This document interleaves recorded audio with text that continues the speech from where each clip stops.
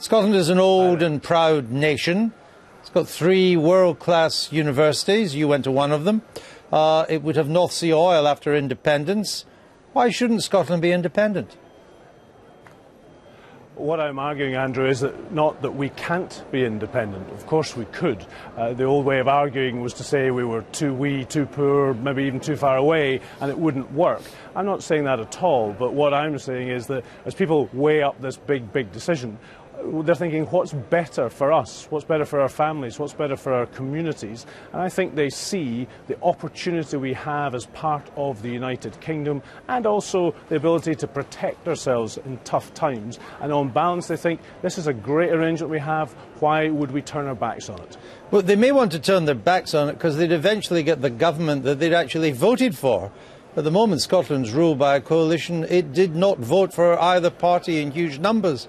There are more pandas than Conservative MPs in Scotland, and the Liberal Democrat vote collapsed at the Scottish Council elections. So maybe they just want to be governed by people they actually voted for.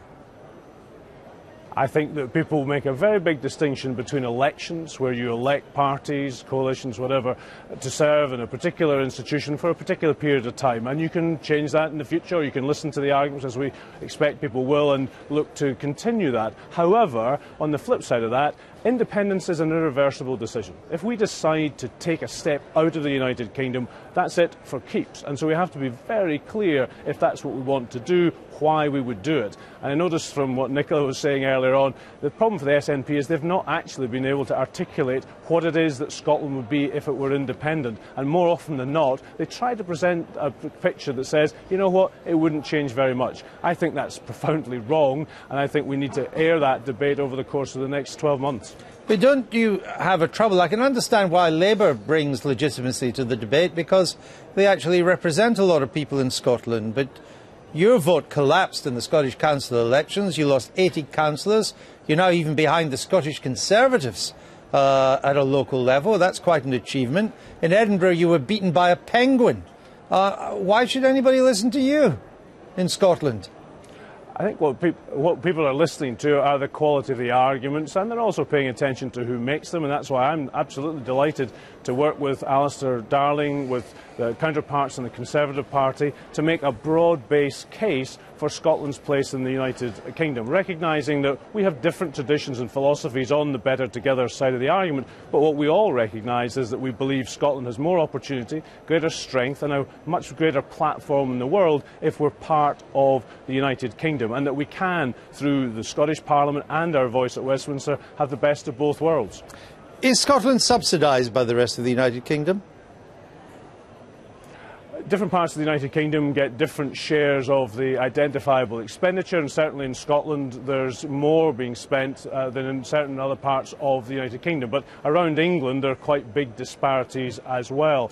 As a Liberal Democrat, we've been open for a very long time to saying that as we develop the country's constitution, as we develop more home rule powers for Scotland, part of that process has got to be to look at the process and allocation of funding around the UK, but also, frankly, within England. It's not just England versus the rest, it's all different parts of the United Kingdom. We're up for that consideration as part of a bigger move towards a more federal United Kingdom. But wouldn't it be true that although public spending per capita in Scotland is higher than the average in the United Kingdom, welfare spending is higher too, but all the North Sea oil revenues go to the London Exchequer. So if an independent Scotland would have to pick up the tab for the extra public spending and welfare spending, but it would have the North Sea oil revenues, and when you look at the figures, it's pretty much a wash. Wouldn't be any worse off.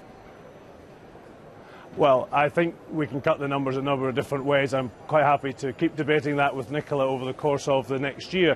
But one thing I would say about the oil and gas revenues, I mean, she talks about it being a bonus, not part of their basic case for independence. Well, actually, most of the time it is part of their basic case for independence. And the problem with oil and gas is not that we lack it, not that there's plenty more to bring out of the North Sea, but it's getting tougher to do it, it's getting more costly to do it, and it's very much more difficult to do, and often we lose production expansion and therefore revenue. So it's a lot trickier proposition than Nicola and her colleagues like to present. I think, however, as part of the UK, we can absorb the changes, the fluctuations from year to year without it having an impact on the welfare spending that we have in Scotland or the northeast of England or the northwest of England. Wherever in the UK, we've got the size to protect us when things are tough and volatile, which I don't believe we'd have alone as Scotland. You said, I think you told your conference this morning, that you wanted a Scotland within the United Kingdom to have even more devolution of power.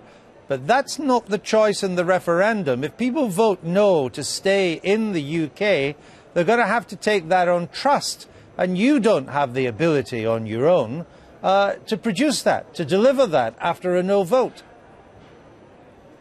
You're right to highlight two things here, Andrew. On the first hand, what we've done is respect the mandate that the First Minister secured by winning the majority in the Scottish Parliament 2 years ago, which was a mandate for a referendum on independence. That's why we're now engrossed in this huge debate about the future of our country for the next 12 months. But aside from that, as a Liberal Democrat believing in home rule for Scotland, I do want to see those powers increase over tax, borrowing and other areas as well. But we have to work with others in that. We do have to work with Labour, the Conservatives and, frankly, with Civic Scotland, with businesses, trade unions and others. This can't just be about the politicians. That debate is ongoing, and I think anybody who thinks that we'll just bring a pause to things and just turn our backs on more powers if the answer next year is that we stay in the UK, they're kidding themselves. This devolution momentum is here. We need to make sure we deliver for people in Scotland.